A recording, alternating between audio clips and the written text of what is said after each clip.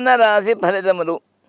మృగశిర నక్షత్రం 3, 4 పాదాలు, ఆర్ద్ర నక్షత్రం 1, 2, 3, 4 పాదాలు, పునర్వసు నక్షత్రం 1, 2, 3 పాదాలు.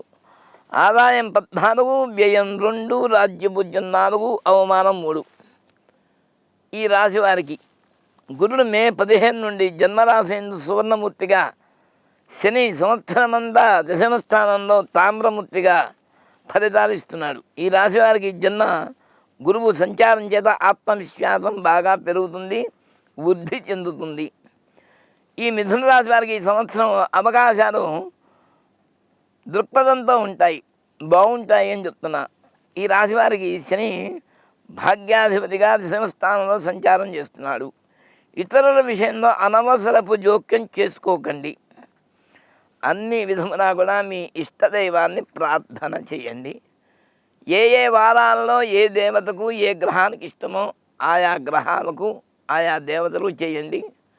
ముఖ్యముగా అందరూ కూడా ఆబాల గోపాలం మీ ఇంటి దగ్గర ఉన్నటువంటి దేవాలయాన్ని విడిచిపెట్టి ఎక్కడికో వెళ్ళి చేయకండి.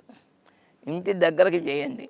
ఇంటి పక్కన ఉన్నటువంటి యొక్క బంధువులకు మిత్రులకు శుభలేఖ ఇవ్వకుండా ఎక్కడికో రానివాడికి అమెరికాకి పంపిస్తే ఏం లాభం? మన పక్కన అమెరికగా ఉండేటువంటి వాడికి ఇవ్వాలి. కానీ మన బాధను తట్టుకునేవాడు, చూసేవాడు, అవసరం వస్తే ఆదుకునేవాడు మన ఇంటి పక్కనే ఉంటాడు. వాడికి ఇవ్వండి, వాడితో బాగుంటుంది. అందువల్ల మన ఇంటి పక్కన వాడితో బాగుండాలి. మన ఇంటి పక్కన గుళ్ళో ఆచరిస్తున్నటువంటి వాటిని కూడా ఆరాధన చేయాలి. సాధ్యమైనంతలో సేవ కూడా చేయవచ్చు. మీరు సేవ్ అవుతారు.